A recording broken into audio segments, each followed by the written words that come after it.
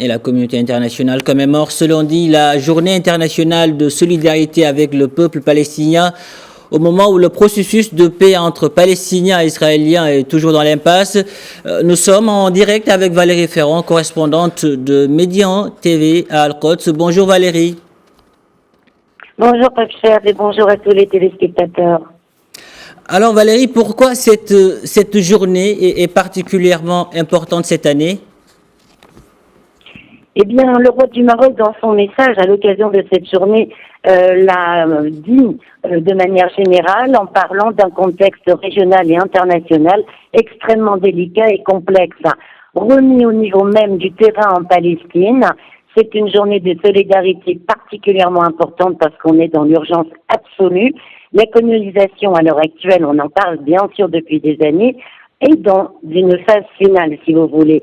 Les nouvelles colonies qui sont en train d'être mises en place, les plans sont prêts depuis très longtemps, mais en train d'être mis en œuvre à l'heure actuelle, ce sont des colonies qui avaient été gelées pendant des années parce que la communauté internationale s'y opposait.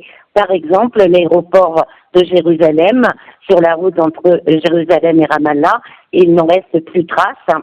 L'aéroport avait été construit sous le mandat britannique, il fait donc aussi partie du patrimoine de la ville et du patrimoine palestinien, mais là, normalement, une nouvelle colonie doit être construite sur ce qui restait du terrain. Il semble que le projet soit de nouveau gelé, même si les travaux sont quand même en train d'avancer, en raison d'une opposition américaine. Vous avez la même chose au sud de Jérusalem. Une autre colonie qui était très controversée est en train d'être construite. Résultat, la ville de Jérusalem va être complètement encerclée et surtout coupée du reste de la Cisjordanie, notamment de la ville de Bethléem, qui, elle, est totalement aussi encerclée par des colonies et le mur. Vous avez le problème de l'esplanade des mosquées, bien entendu, la préservation de l'identité arabe et musulmane de la ville sainte dont parlait le roi Mohamed VI est en train d'être complètement laminée. L'esplanade des mosquées, d'autre part, fait face à une autre attaque vis-à-vis du statu quo. On sait que de plus en plus, les associations des colons qui s'y rendent tous les jours ont une permission, dirons-nous, qui n'est pas encore officielle, mais qui se fait de prier véritablement sur ce lieu saint, ce qui est une violation du statu quo.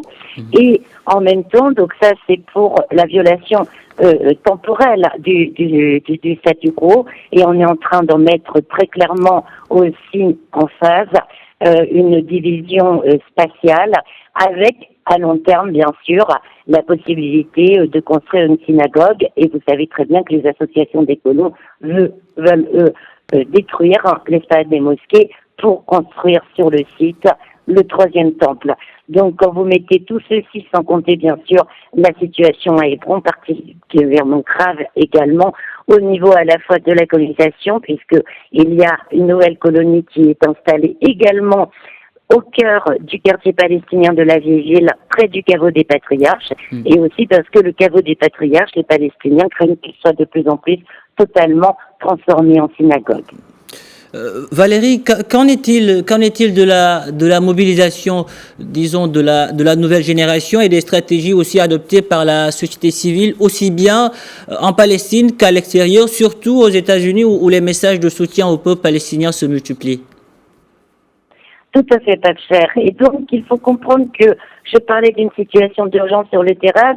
Sur le terrain, il y a aussi une situation d'urgence au niveau des mouvements de solidarité, au niveau du tissu associatif palestinien, tout simplement parce qu'Israël a franchi un nouveau pas le mois dernier dans sa guerre permanente contre les associations palestiniennes, en désignant 6 d'entre elles qui sont leaders dans leur domaine de la défense des agriculteurs, des enfants, des femmes, des prisonniers palestiniens. Donc Israël les a déclarés organisation terroriste, et évidemment l'accusation est sans fondement, mais elle a eu double réaction, si vous voulez. À la fois, elle a fait beaucoup de discussions, notamment au niveau des bailleurs de fonds européens, et en même temps, d'une certaine manière, ces fausses accusations n'ont fait que booster le mouvement de solidarité et également le mouvement de boycott BDS.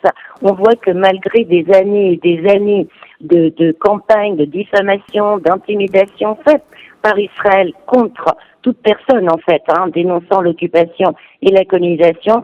Malgré tout cela, tous ces mouvements de solidarité sont en progression et il y a aussi beaucoup de nouvelles initiatives qui sont prises, notamment en effet par des jeunes Palestiniens aux États-Unis. Je vous donne à titre d'exemple Defend Racism, qui est une nouvelle organisation qui, elle, veut se concentrer sur véritablement les mannes financières que reçoivent les associations des colons.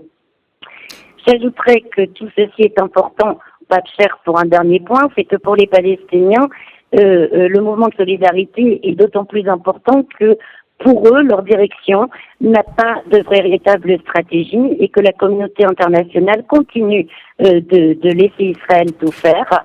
Notons cependant que le président Abbas, dans son message pour cette journée de la solidarité, a dénoncé un, je cite, régime d'apartheid qu'Israël met en place sur toute la Palestine historique et que s'il n'y a pas de solution des deux États, l'OLP l'année prochaine devra penser à d'autres options.